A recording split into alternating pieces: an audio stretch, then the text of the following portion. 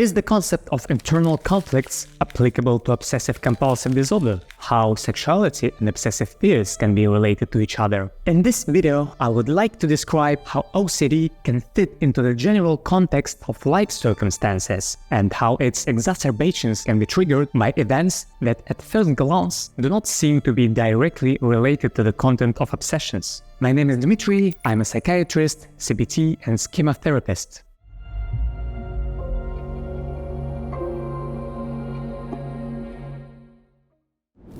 The majority of OCD cases involves a series of events, external circumstances, internal beliefs, obsessions, and compulsions that usually form a straight logical line. For example, I have exams to take. This is a circumstance. I have a rigid requirement for myself that I must get the highest scores for all my tests. This is a rule. When I think about my upcoming exams, I start thinking that I might jinx my luck and fail the test for that reason. This is an obsession, trying to cope with the creeping feeling of fear triggered by this thought. I get up from the chair I am sitting on and sit down on it again, this time with a positive thought. This is a compulsion. As you can see, the links of this chain are sequentially connected to each other. Although they contain cognitive biases, there is an internal logic in their connection. The targets for change here can include rigid rules, as well as the magical thinking contained in obsessions and compulsions. However, sometimes OCD can emerge from several conflicting rules, and then the situation can become quite confusing. Imagine Steve, a 33-year-old successful entrepreneur who started his career from scratch and achieved top results in his profession. On the surface, his life looks quite prosperous. He is satisfied with his job, enjoys complete financial security, lives with his girlfriend, has several friends, and goes on vacation several times a year. However, for the last 6 years, his life has consisted of repeated, almost identical emotional states. Every few weeks, he gets drunk, has a fight with his fiancée, goes to a strip club, picks up a girl, spends a night with her in a hotel. He doesn't have sex with her, but the next morning he feels intense guilt about his actions and fears that he may have contracted HIV. The OCD makes him doubt his memory and plants compulsive thoughts that the sexual encounter did end up taking place. Then he panics and takes multiple blood tests, pays the girl from a club a lot of money to get tested, tries to reconcile with his fiancée, and makes a vow to himself that he will never drink alcohol or think about cheating on her again. However, 1 or 2 months later, the situation repeats itself again. What happened to Steve and what triggers this powerful inner storm that rocks him? How does OCD come into play here? Is it a cause or a consequence of this chaos in a person's motives and behavior? Let's look into it. Steve did not feel intrinsic value in his youth. He came from a low-income family, suffered from being overweight, and was not popular with girls. But later, as his financial and social status improved dramatically, he felt he should take advantage of the opportunity to have sex with as many different women as he liked. He developed a belief: I am successful and attractive, so I can afford to get whatever I want.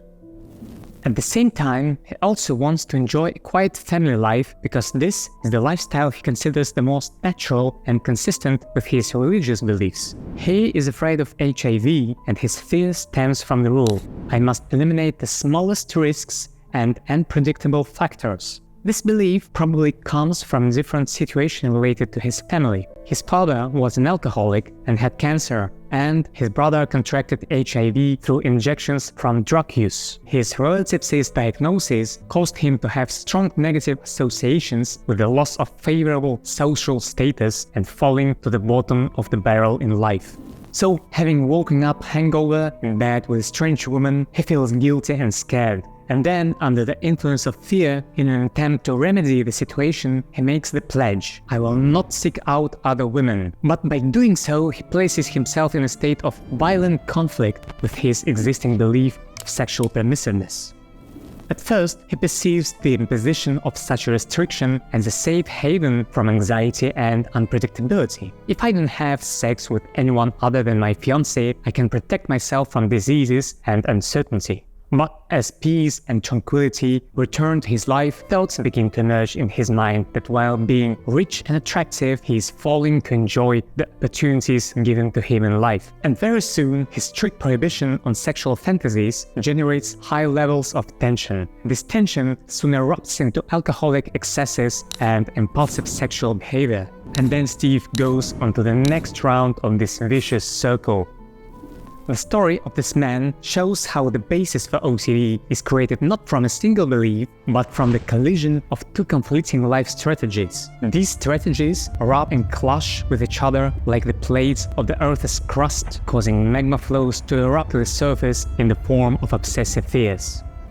Steve can resolve this situation by persistent internal negotiations that will gradually bring him to some compromise between the motives that are tearing him apart. Both his strategies may have to be adjusted. For example, he can soften the idea of permissiveness by pointing out to himself that it is very important to celebrate his success in life, albeit in a less destructive way, through delights that do not violate his values and the boundaries of the woman he loves.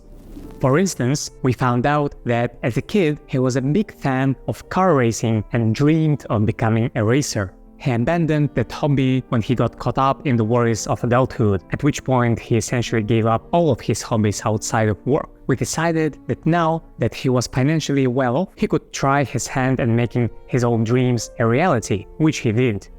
He found a racing school and started practicing regularly with an instructor. Driving a sports car gave him satisfaction on being able to do something special that he couldn't afford before, and thus he was able to partially replace his forbidden cravings for sexual stimulation.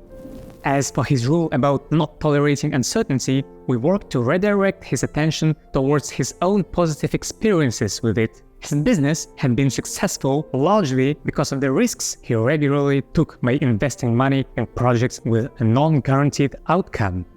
He lost a significant amount of capital on several occasions, but through sheer grit and perseverance, he was able to survive these setbacks and eventually grew his fortune tenfold. As he reflected on this, he was able to come to a new alternative belief: exposure to a controlled level of risk is a prerequisite for personal growth and well-being.